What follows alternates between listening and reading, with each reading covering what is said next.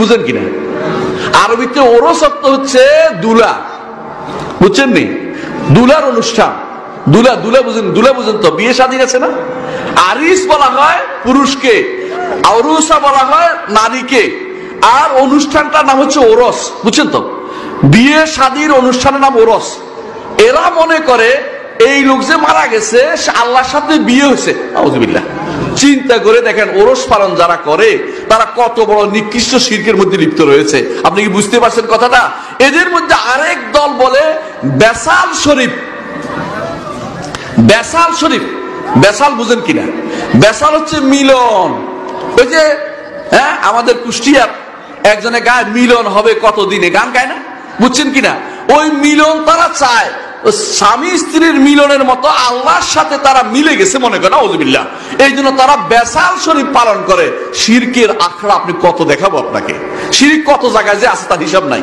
আর একটা তারা মনে করে খুশরোজ শরীফ, খুশরোজ আনন্দের দিন, আনন্দের দিন তারা পালন করে। কি জন্য?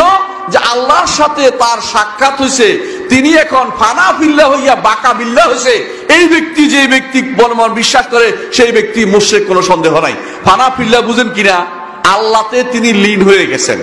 এটা হিন্দু ধর্মের একটা পরিভাষা, এটা হিন্দু ধর্মের পরিভাষা, বৌদ্ধদের পরিভাষা। এটাকে তারা বলে নির্বাণ তন্ত্র। নির্বাণ, নির্বাপিত হয়েছে, নিভে গেছে। এদের এটা আরেক নাম হচ্ছে মোক্ষ লাভ।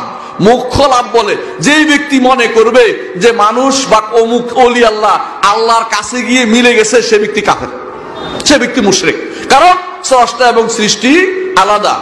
আবার আরো অতিরিক্ত মনে করে তারা বাকা বিল্লা, কয় যে বাকা বিল্লা এখন আল্লাহর সাথে তিনি মরে না, মরার পরে আল্লাহর উপরে এখন তার কি হচ্ছে, আরো অবশিষ্ট রয়ে গেছে। এখন তিনি আরো বেশি ক্ষমতার অধিকারী হয়েছেন, এখন তিনি ছেলে আরো বেশি দিতে পারবেন। আগে যদি এক ছেলে দিতে, এখন তো 100টা দিতে পারবেন। নাউযুবিল্লাহ।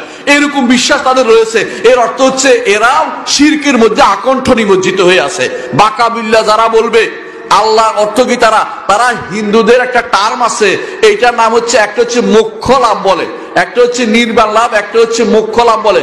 অর্থাৎ এখন তারা মোক্ষ লাভ করছে, সেখান থেকে সব জগৎ নিয়ন্ত্রণ করতেছে, দেখতেছে।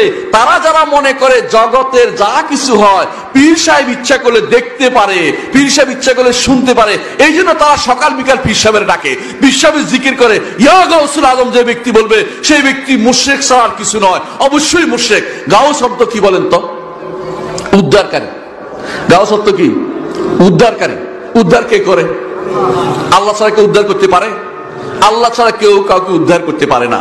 দুনিয়ার বুকে সামনাসামনি উপস্থিত হলে উদ্ধার করতে পারে। আপনি গর্তে পড়ে গেছেন, আপনি বলতেন ও ভাই আমার উঠাও, এটা বলতে পারবেন। উপস্থিত কেউ মরা তার ক্ষমতার ভিতরে থাকলে, কিন্তু ক্ষমতার ভিতরে নাই, অনুপস্থিত, মরা, কেউ কাউকে উদ্ধার করতে পারে না। অথচ তারা, তাদের নিকট অনেক গাউস রয়েছে।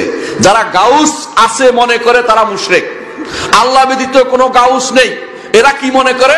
পৃথিবীর 4 কোণায় 4 জন কুতুব আছে, বুঝছেন কিনা? 4 জন কুতুব আছে, এর অধীনে আরো অনেক কুতুব আছে। আপনাদের এই শহরের নাম কি? রাজশাহী শহর।